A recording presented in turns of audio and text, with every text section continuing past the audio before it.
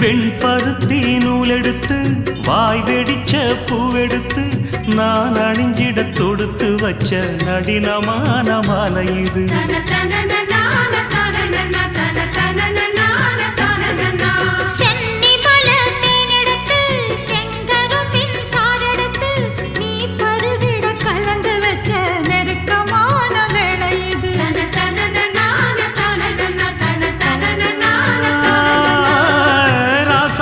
உடம்பிருக்கும் ரவிக்க துணி நானாக அன்னாடம் சூடி கொள்ள ஆசை வச்சாகாதா.